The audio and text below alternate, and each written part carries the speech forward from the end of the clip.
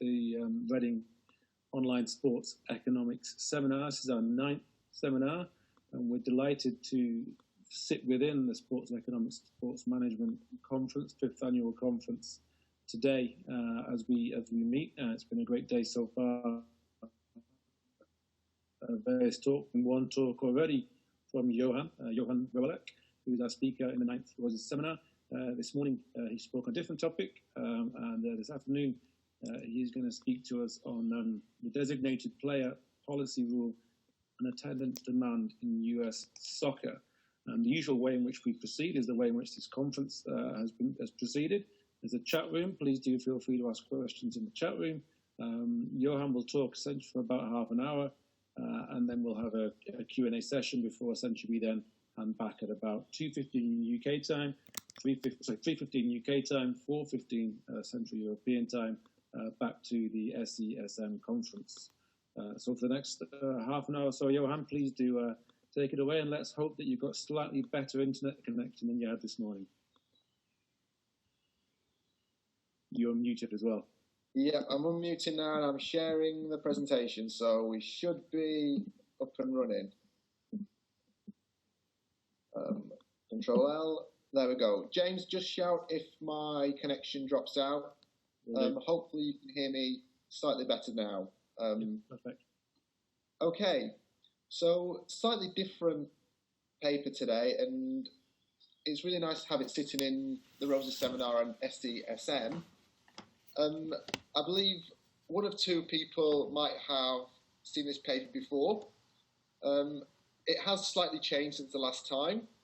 And for those who have seen it before, most of the changes were going to happen around February, March and April time, but then some kind of disease took over the world, which has kind of put things on the back burner.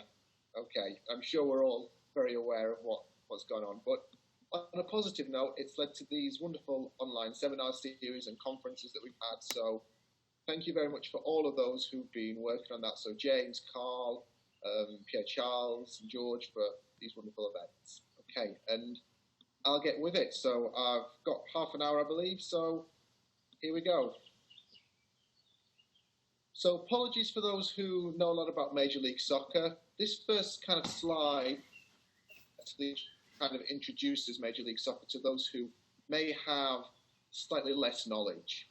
Okay, Major League Soccer started in the US and it was founded in 1996, and that was basically a prerequisite of USA holding the World Cup in 1994. So part of the condition was start a professional soccer league in the US. Now, this wasn't the very first soccer league in the United States. Prior to that, there was the North American Soccer League, which had teams such as the New York Cosmos and famous players such as Pelé playing in the league. Now, that league unfortunately died, okay? And one reason why it died was because of financial problems, where these big players who came in, such as Pelé, commanded high salaries and eventually led to clubs becoming effectively bankrupt, okay? And this paper now looks at the influence of a designated player rule, which I'll describe later on, and how that's evolved through Major League Soccer. But when MLS was founded, there was a strict salary cap in order to make sure that the league was financially sustainable. Okay? So how does Major League Soccer differ to most of these leagues we see in Europe? Well, to start with, there's no promotion and relegation in Major League Soccer. So all teams are a franchise of the league, okay? And also that means that there's all the club owners for these franchises are partners, effectively, and there's concepts of revenue sharing. One good example to provide is a recent example where Miguel Almiron left Atlanta to go to Newcastle United. Now, the player sale was about £24 million, I believe, but Atlanta did not receive all of that money. So they received between 25 to 75% of it, and the rest of it went to Major League Soccer as put into a pot, which was then shared out amongst the rest of the teams. Okay. In addition, there are other odd rules, for example, salary caps. where players aren't permitted to be paid above a certain amount, which can impede free markets. For example, if you're a player who commands, say, a $600,000 a year salary, and the salary cap is $400,000, then effectively you may look for alternative options. And one thing with Major League Soccer in comparison to European soccer is it heavily relies on matchday revenue. So in 2016, 80% of the revenue from Major League Soccer came at the matchday level. If you compare that to, say, leagues in the United Kingdom, it's almost the opposite way around, where commercial and broadcast revenue probably make up 80% of the total revenue. So matchday revenue is very important for MLS. In addition, MLS was quite dynamic from its foundation in 1996, and it is kind of still dynamic to the present day. New franchises are entering the league, existing franchises are dying out or relocating. There's been various different policy rules implemented, and my favourite rule, which happened towards the late 90s, was rather than having traditional penalty kicks, players would dribble from 35 yards out and have to score past the goalkeeper in 5 seconds or less. Now, all these kind of gimmicks that have gone on, all these rule changes, have been done to try and promote the league and make it more entertaining to try and attract supporters, in particular those supporters who are embedded in the Big Four leagues in North America. These would be Major League Baseball, NFL, and basketball, and to a lesser extent, hockey. Okay?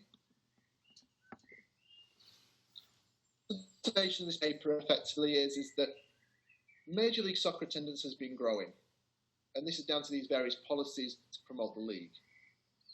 But in addition, the number of superstars or marquee players who have joined MLS have also been increasing through time.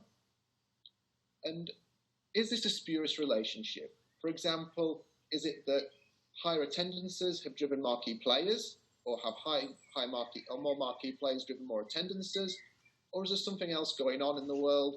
For example, soccer is becoming popular in the United States, and marquee players are happy to go play in a better league or a more supported league, as well as more spectators willing to sit in a stadium with more like-minded fans. Okay? And what else motivates this is a bit of the policy perspective is because to check whether or not this designated player rule is actually a success. Okay? And based on it being a success is that other soccer leagues, in particular the Australian A-League, have created their own designated player rule, where players such as Alessandro Del Piero went over to the US, so went over to Australia, and was one of their designated players in their specific league. In addition, and this is kind of a bit of the follow-up work I'm actually already doing on this with Nick Watana, however you say his surname, over there at USC, is that we have policy proposals currently in MLS to try and reduce the number of designated players. So at the current time period, each club is allowed 3 designated players, and MLS are looking whether or not to reduce that to 2. Okay? So there's a few different kind of ideas which motivate the paper. The research question is very straightforward. Do marquee players raise attendance in MLS? Does this differ for home and away matches? And then following Glasgow et al., we look at this season ticket effect. So whether or not we have increases in attendance, even if the marquee player doesn't play in a particular game. Okay? We know in economics that if you pay for a ticket, or if you pay for a season ticket, you're likely to still attend. You will follow through once you've paid for something already. Okay? In addition, when you look at team sheets, sometimes they're only handed in an hour before kickoff. Your decision to go turn up to a game is usually done much earlier than an hour before kickoff. Okay? There's also a funny statistic that I heard from one of my colleagues was that in 1 in 3 games, the actual planned team sheet is never the finalised team sheet, with players getting injured in warm-ups.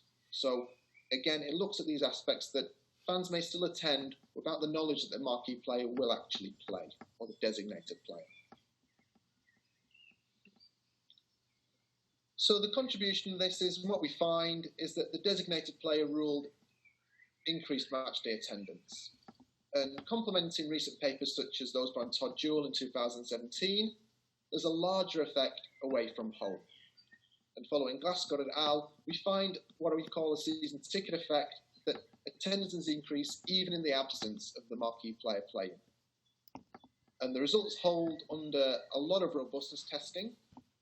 And what it seems to suggest is that MLS policy to expand the designated player rule after 2007 was actually quite an effective strategy that they pursued. So rarely can we say, well done, Major League Soccer, for a very good idea. The existing literature on the economics of superstars can be traced back to Knoll and Rosen in the late 70s and the early 80s, okay? Where superstars are few in number and they require the compensation of a very high salary, okay?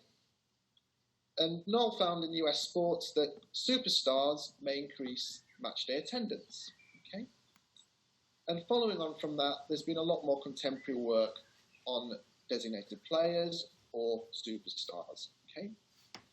The Hausman and Leonard study in 1997 is probably one of my favourite papers, where it looks at the effects of Larry Bird and Michael Jordan in basketball. And this is a statistic that I always like to tell my sports econ students in class, is that in the 1989-1990 season, every single one of Michael Jordan's away games was a sellout because of him and his superstar status. So that's one thing I always like to say, and that's from that Hausman and Leonard paper. Then Dave Berry and Schmidt in 2006 find that, yes, superstars increase attendance, but it's rather through their performance channel rather than their popularity. So in other words, these superstars increase the quality of the pitch or in quality of the game, and therefore resonance. Whereas in a study on baseball by Ormondson in 2014 finds that it's actually the popularity channel also has a role to play. Now, I'm putting a little disclaimer here. I'm not going to separate between performance and popularity channel. I'm going to just look at the overall effect in this study. There are fewer studies on soccer, both European and US. There's Descriver in 2007, and then there's one on European soccer in Germany by Brandes et al. In 2008, where they talk about superstars and local heroes, where superstars can increase attendance both at home and away, whereas local heroes can only increase attendance at home. So there was a very famous quote by Jamie Carragher, the Liverpool footballer, or the ex-Liverpool footballer, who says, nobody wants to be a Gary Neville. Nobody grows up to be a Gary Neville. But if you're a Manchester United fan, you're very happy to have a Gary Neville, because Manchester United, it meant that being a local hero, being a local player from the area, it increased Manchester United's attendance, even though they sell out week in, week out. Okay? And then obviously the 2017 paper is that, by Todd Jewell, is that superstars increase attendance, but this effect reduces over time. So in their very first season, it's 10 times as large as in their final season, I believe. That was the finding. Okay? And what Todd does in his paper is he splits the superstars individually. I follow a different approach, which also means that the paper isn't just a carbon copy or a replica of Todd's work. Okay. So what is the designated player rule? Well, it was established in 2007 and was also known as the David Beckham rule. And it allowed MLS teams to purchase talent that was previously unaffordable, because there was a cap of $400,000 per player. That was the maximum you could pay a player. And certain superstars commanded salaries in excess of $400,000. Now, this rule came in and said that, yes, you can have a superstar, you can have one superstar per roster whose salary exceeds $400,000, and MLS will pay $400,000 for the player, and anything above that, the team will have to pay out their own pocket. Okay? So for David Beckham and Los Angeles Galaxy, the league paid $400,000 worth of David Beckham's salary, but his guaranteed compensation was $6.5 million a year, where $6.1 million was paid for by Los Angeles Galaxy. Okay? So what I do is I use this new rule which comes in 2007 to try and identify whether or not there is a marquee player effect on match day attendance. Okay? And the rule was quite strict in 2006, 2007, where you were only allowed one designated player per squad, but there was one or two players who were grandfathered into the league. I'm talking about Landon Donovan here, and I'll talk about these in our robustness testing. Now, since 2007, the rules have been updated, 2009, 2000, 2012, and in 2017-18, there was talk about reducing it as well. So reducing, because currently you can have 3 designated players per squad, there was talk of reducing that down to 2. I've already mentioned that MLS has many different rules and allocations, so in our follow-up paper to this, some teams actually have 4 or 5 designated players, which is one reason why I cut the sample to be very short and only focus on the intersection of this policy.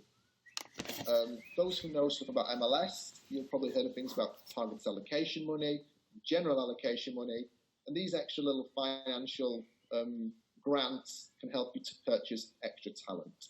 Okay.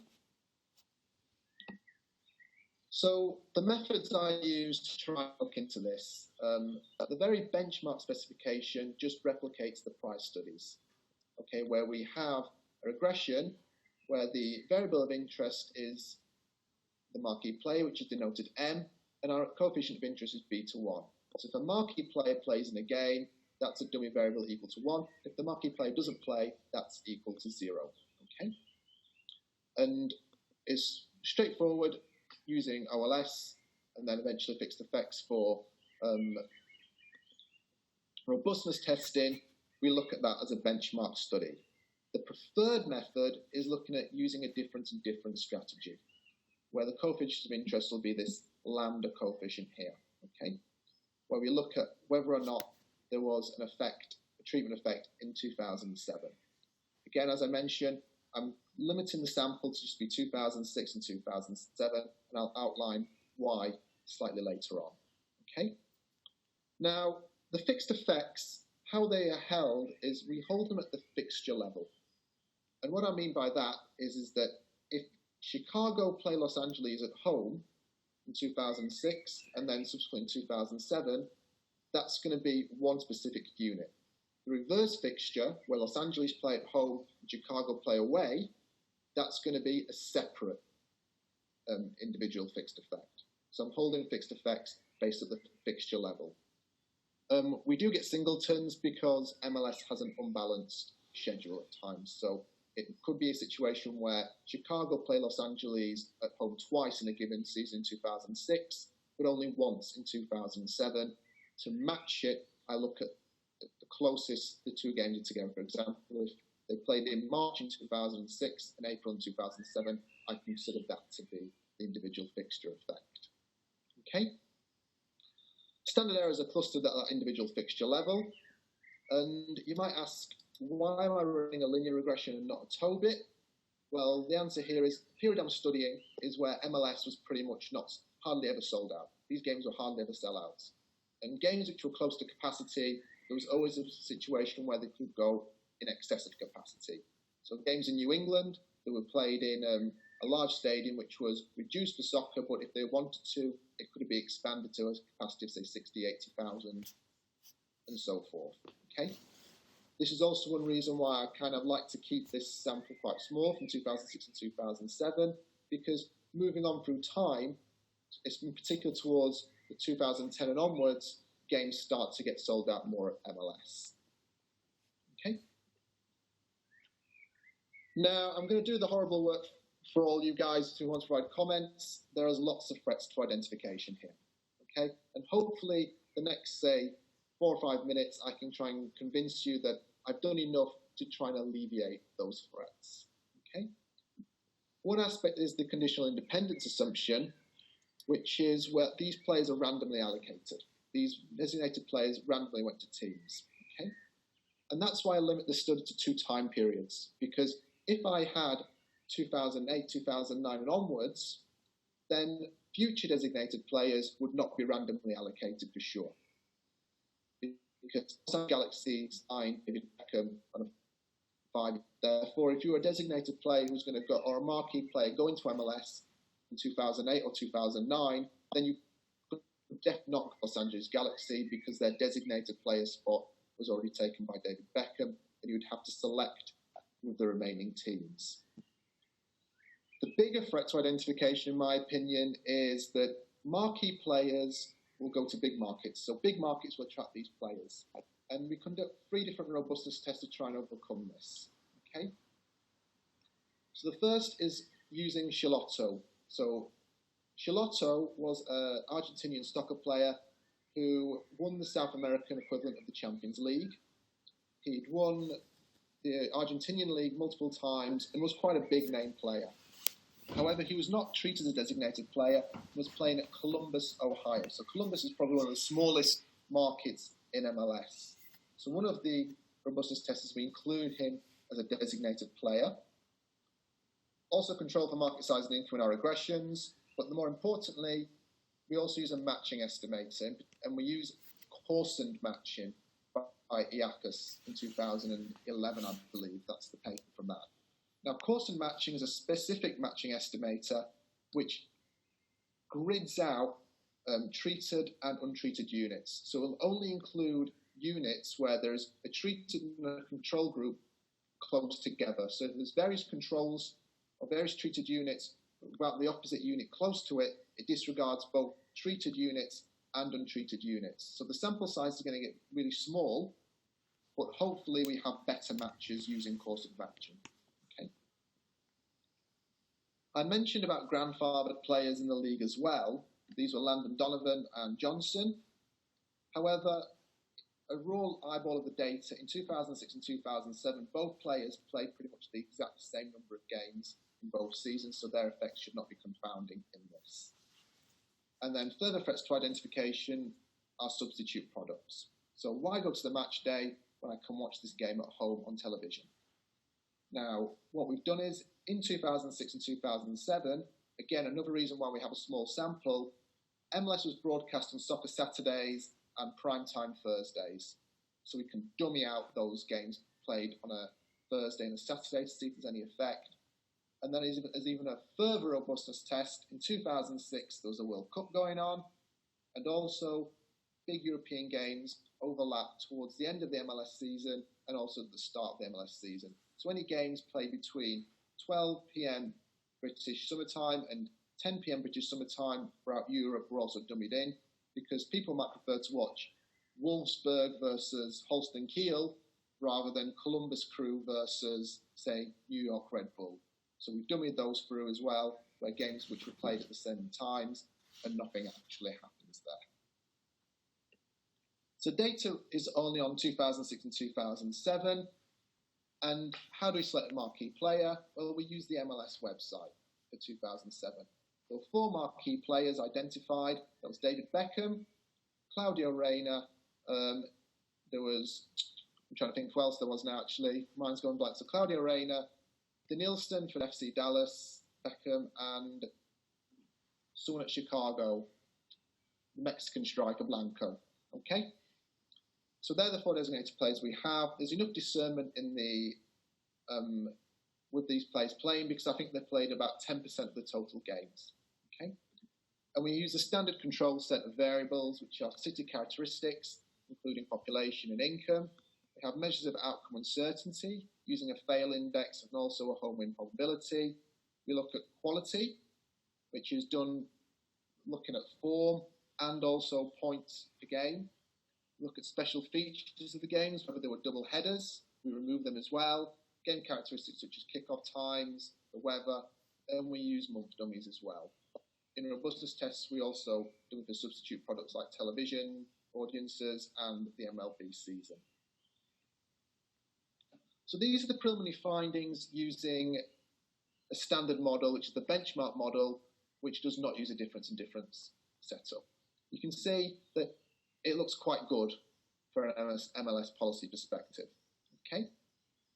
So we see that a marquee player plays and attendance can increase by, say, around 13 to 22%. Of course, looking at these coefficients, because we've got a semi-log model, we need to take the exponent of these. So a 20% effect would probably be a 22% effect. So you're looking at quite a positive response here. The preferred estimates are these difference and difference estimates, and it changes things slightly. Okay, we find that our results are no longer as significant as they were under a standard model, which is one contribution. In particular, we find that marquee players are only weakly significant when they play away, but interestingly, we find that there are, even in performances, even in games where the marquee player didn't play, we find these positive effects. So as Glasgow and I'll call them, we have some season ticket effects, in essence. Okay. All in all, we can say that there's a positive effect of a marquee player, in particular away from home, which is similar to what Todd Jewell finds in 2017. So now looking at these sensitivity analysis and all these things that we have, and don't worry, James, there's about 3 or 4 minutes left, so I am keeping to time here. Marquee players and large markets. Well, once we include Scalotto into the mix of designated players, we find that we lose the individual player effects. So we lose this marquee player effect here, which is the cursor is going round, but we keep all our season ticket effects, and the coefficients fall only marginally. Is the model misspecification? Well, we change the estimated technique from OLS and fixed effects both ways, and we find our results hold, and we have all those different additions in our variables. So we replace home and probability with a fail index for outcome uncertainty. We increase these Major League Baseball games, which are played on the same day as these MLS games, and we include these television audiences as well. Our results are pretty much the same. In addition, we look at an index of star power. So you could say that out of those 4 marquee players, David Beckham is an anomaly. He's way out ahead, and his salary being $6.5 million proves that, because the other 3 marquee players had salaries ranging between $1 and $2 million per year. Okay, so we replace the marquee indicator variable with guaranteed compensation. So we can look at an index of star power in terms of $1 million. So $1 million over the salary cap, how does that influence attendance? And we find a positive effect. So yes, the bigger the star power, the bigger the effect. So this kind of puts us a bit more in line with Todd Jewell's work, who finds these individual effects. We also explored a contender dummy, because MLS has a playoff system towards the end of the season. And it could be teams that are no longer close to the playoffs, could easily just tank. Players that people don't want to go watch them. We included that, the robust remained unchanged. And finally, an additional sensitivity analysis was coarsened matching, where we find that results are actually even more favourable. We find a positive marquee player effect in MLS, and then we finally did a placebo in our difference and difference estimates. And the placebo was done by assigning 4 random teams to be our teams that had designated players, and within those games, certain games were just put down as dummy to have a marquee player play in, and we found complete insignificance. I believe one of the nicest t-statistics I ever had on the placebo was a t-statistic of 0.01, which kind of shows that the placebo was working quite well. Okay. So some discussions and final remarks. Most papers find marquee effects. I do too, but it's probably less statistically significant than most other papers. We also find a season ticket effect if we measure it in terms of the Glasgow method. In terms of policy advice, we find that there is a kind of positive externality of signing a marquee player where if David Beckham is signed by Los Angeles Galaxy, teams who don't sign marquee players can benefit from his name, which is quite good. In other words, they're free riding of teams that do sign marquee players. And but there are some limitations here in terms of the work we've done. Have we actually controlled the TV audiences automatically? What about the whole picture, not just match day attendance, the merchandising? These are all the other questions why you would sign a marquee player. And the big issue is the dynamics of MLS, which is one reason why this is such a short study, because there's so much going on in Major League Soccer from 1996 up to 2012. If you look at parallel trends, you're probably going to find parallel trends, but they're jumping all over the place. Okay, so it's quite an interesting piece of work in my mind, and any comments and questions will be very welcome. Thank you. And I think I stuck to time, James. I think it's 15:01, so a minute over. No, because you started at 2 minutes past, so you're actually just under. So perfectly timed, Johan. Thank you very much. There were a few questions in the chat as you went along.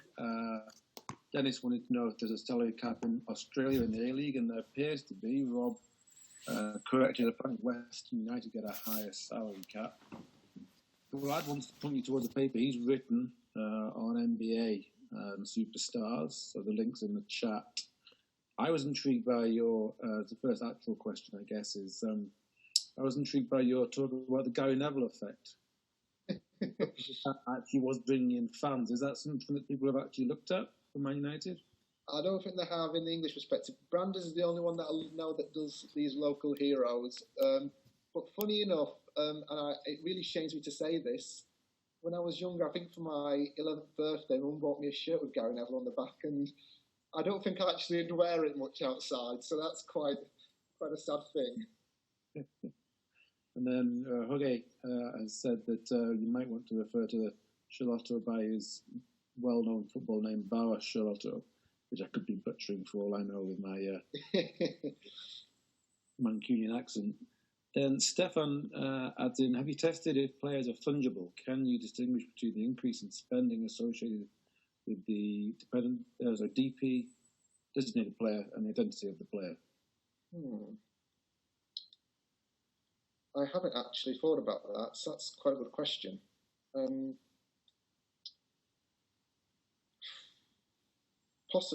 me think about that. I might get back to Stefan on that one. Stefan, if that's okay, can we maybe have a chat about this privately and just see what we can do? Actually, that's a really good point, actually, and I have to think how I can do that. Sure, very, very happy to do that. I mean, a lot of people here have written about superstar effects, and I'm probably the person in the room who's been skeptical about superstar effects. My research says it's just money that counts, and players are fungible. So a $10 million player is essentially the same as a $9.9 million player, give or take. Yeah, it's interesting. The only thing I could do is looking at this kind of salary that did wear was an extra $1 million. How many fans does that bring in? But and it's the positive effect. But there's a better way to do that. I'm sure there must be.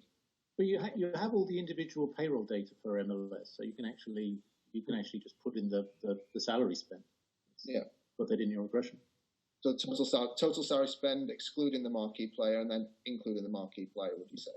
Yeah, I think so. Okay. Super. Thank you very much, Stefan. And if others want to unmute and ask questions, please feel free to.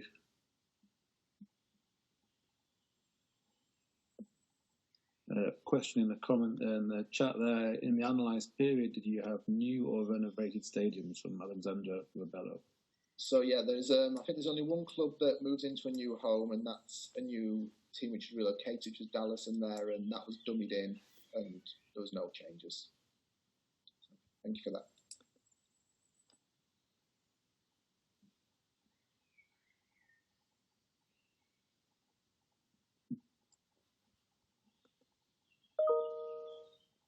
When you refer to the positive externality that is being produced by clubs who sign marquee players, what about the merchandising revenues? Are they also equally shared among clubs in the Major League Soccer? So, as far as I'm aware, is that the money goes into a central pot. So they are sponsored by, every single club is sponsored by a kit supplier, which is Adidas, and that contract is centrally negotiated by MLS. So I'm assuming all these kind of jersey sponsors, they all go together, because when I was speaking to Nick, who's my call for the second paper, he was working in Chicago, and he said that there was one point where Chicago wanted to reduce the price of their jerseys, and MLS forbid them to do that.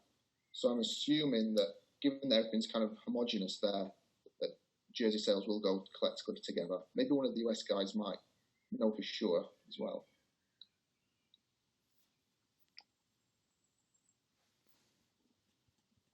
So thank you very much, Ben. Carl Singleton has put some shocking self-advertisement, as he puts it, in the chat room. Residual salary in Major League Soccer spend does matter, and he's linked to one of his working papers there. Make sure to cite that, Carl.